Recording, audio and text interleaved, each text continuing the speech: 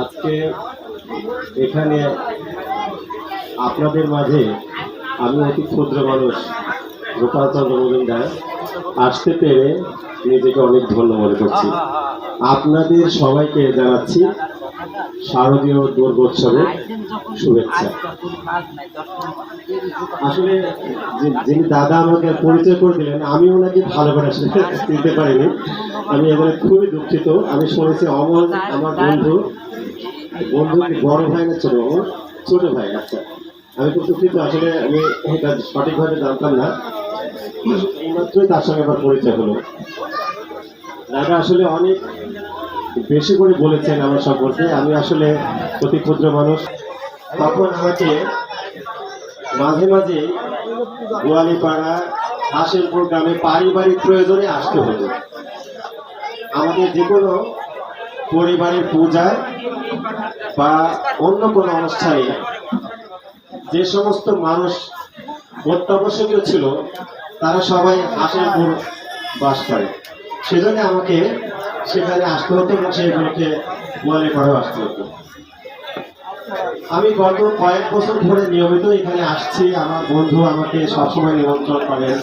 এবারও আমি দুদিন আগে তার কাছ থেকে নিমন্ত্রণ পেয়েছি এবং আমাকে ও ফোনও করেছে অনেকবার, কিন্তু আমি ফোনটা বারবার আমি তাকে বলেছি যে তুই আমাকে পূজার বেশ কিছু আগে ফোন করবি, কিন্তু পূজার মধ্যে ফোন করতে বুঝতে পারিনি। আমি এই জন্য আমার বন্ধুর কাছে আমি দুঃখ প্রকাশ করছি যে ফোনটা আমি রিসিভ করতে পারিনি, ফোনটা না বুঝতে পেরে। প্রত্যেক বছর মা দুর্গা আমাদের মাঝে আসে। এই সম্পর্কে আমার জ্ঞান খুব কম।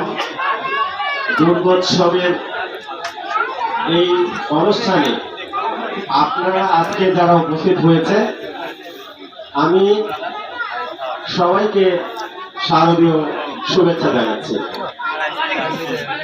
একটা কথা সংশোধন করে দেওয়া দরকার, দাদা আমার শেষ খবরটুকু হয়তো সঠিকভাবে জানেন না।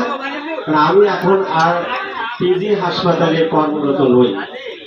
আমি 2024 সালের 14ই মার্চ আমি অবসর গ্রহণ করেছি চাকরি থেকে এবং আমার শেষ কর্মস্থল ছিল ঢাকা মেডিকেল কলেজ।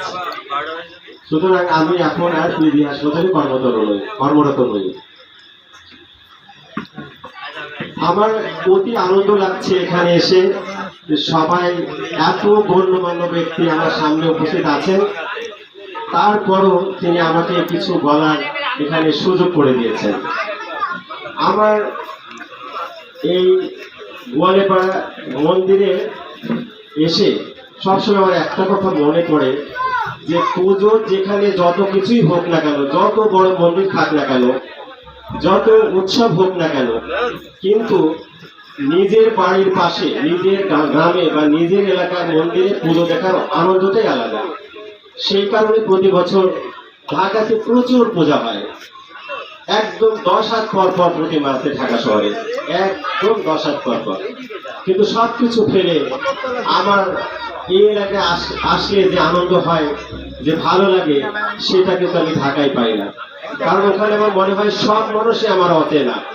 কেউ আমাকে নাম ধরে ডাকে না, কেউ আমাকে বলে না এসব আমার এখানে মন্দিরে বসে একটু প্রসাদ গ্রহণ করো।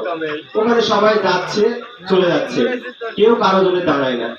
কিন্তু আমাদের এখানে আসলে আমার মনে হয় যে এটা একমাত্র আমার নিজের এলাকা। এখানে আমাকে সবাই চেনে না, আমিও সবাইকে চিনি না, কিন্তু যারা যতটুকু আমাকে চেনেন এবং আমি যতটুকু চিনি, এই যে চেনা জানার মধ্যে যে ভালোবাসার আদান প্রদান হয়, সেটা অন্য কোথাও হয় না। যাই হোক, আমি আর বেশি কিছু বলবো না। আমি সবাইকে অনুরোধ করবো যেন এই পুজো প্রতি বছর ঠিকঠাক মতো হয়। এই পুজো কমিটি, যার সভাপতি আমারই বাল্যকালের বন্ধু, আমরা একই সাথে সালামপুর স্কুলে পড়াশোনা করেছি।